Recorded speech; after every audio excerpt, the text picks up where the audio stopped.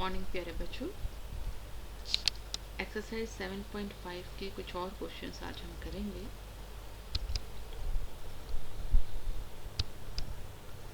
This is the 17th question.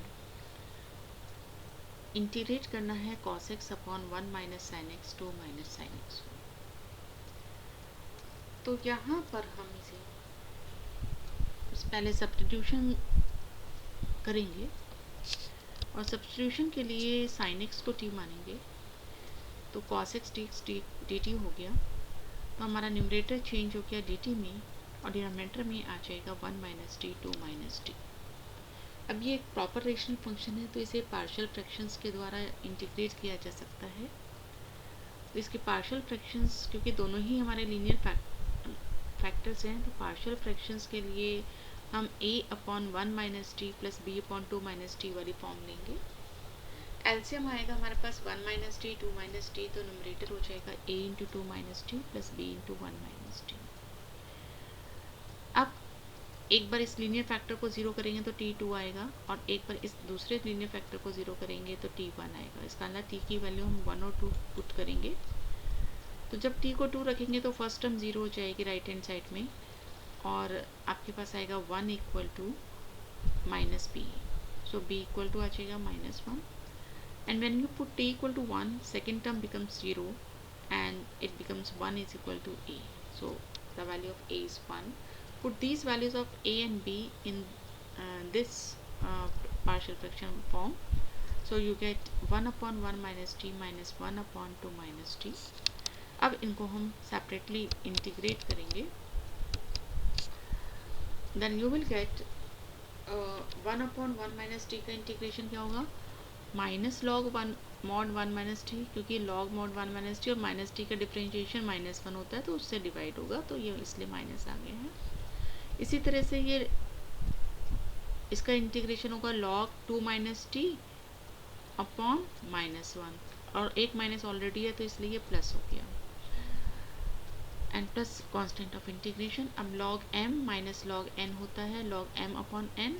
So you get log mod 2 minus t divided by 1 minus t plus constant of integration and then put t equal to sin x. Next one is x square plus 1 into x square plus 2 divided by x square plus 3 x square plus 4. तो यहाँ पहले हम x square को कुछ मान लेते हैं simple बनाने के लिए। Suppose x square is y, then it becomes y plus 1 into y plus 2 divided by y plus 3 y plus 4.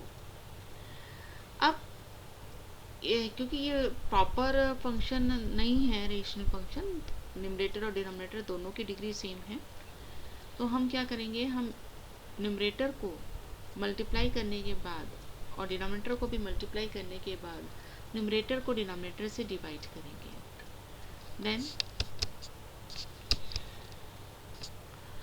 here we have the quotient will be 1 because y square है को y square से divide किया 1 आएगा, वो 1 आप question में लिखेंगे। अब ये 1 से सब टर्म डिवाइजर की मल्टीप्लाई करेंगे तो y square plus 7y plus 12, sign change करेंगे, ये 0 हो गया, फर्स्ट टर्म हमारे पास कैंसिल आउट होकर 0 आ गई, सेकेंड टर्म से -4y आएगा और थर्ड टर्म से -10। इसका मतलब ये हमारा रिमाइंडर हो गया क्योंकि अब इसकी डिग्री डिवाइजर से कम हो गई।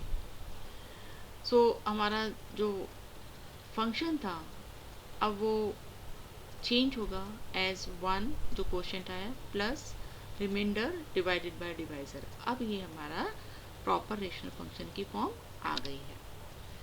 तो हम यहाँ पर क्योंकि डिनोमिनेटर में दोनों ही लीनियर फैक्टर्स हैं तो हम a upon y plus 3 plus b upon y plus 4 वाली लीनियर पार्शियल फ्रैक्शन की फॉर्म लेंगे। एलसीएम हमारे पास आ जाएगा y प्लस 3 y प्लस 4, तो न्यूमरेटर को मल्टीप्लाई करेंगे then you will get -4y minus 10 equal to a into y plus 4 plus b into y plus 3। अब एक बार इस लीनियर फैक्टर को जीरो करेंगे तो y -4 आएगा और y -4 पुट करने के बाद आपके पास यहाँ आ जाएगा 16 - 10 that is 6 equal to -b। So b equal to -6 एक बार दूसरा लीनियर फैक्टर को 0 पुट करेंगे तो y इक्वल टू -3 आएगा, और इस y को -3 रखने के बाद लेफ्ट हैंड साइड में 12 माइनस 10 दैट इज़ 2, और राइट साइड में a, so a equal to 2। अब हमारा जो फंक्शन था, जो रेशनल फंक्शन था, वो इस में रिड्यूस हो गया। a और b की वैल्यू यहाँ रखेंगे तो 2/y+3 माइनस 6/y+4 की फॉर्म में आ गया। So the whole function, given function, is reduced in this form.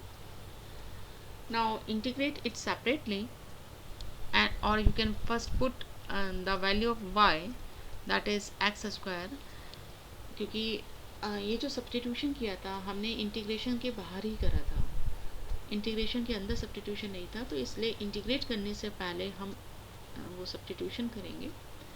So x square plus 3 हो गया, और यहाँ एक्स स्क्वायर प्लस 4। अब आप इसका इंटीग्रेशन, 1 का इंटीग्रेशन x होगा, और 1/x² प्लस 3 का इंटीग्रेशन क्या होगा, 3 को आप लिख सकते हैं √3², इसी तरह से 4 को लिख सकते हैं 2², तो x² plus a², 1 integration of 1/x² plus a² वाली फार्मूला लगेगा यहाँ। सो 1/a that is 1/√3, tan inverse x by a होता है तो x बाई √3 माइनस 6, और यहाँ पे हो गया 1/2 tan इनवर्स x बाई 2, क्योंकि x यहाँ पर a की जगह 2 है। सो यहाँ इसे सिंप्लीफाई कर दिया हमने, 6 को 2 से डिवाइड हो गया, -3 हो गया, tan inverse x by 2 plus constant. Next is 21st question, I is equal to integral 1/e to the power x minus 1 into dx.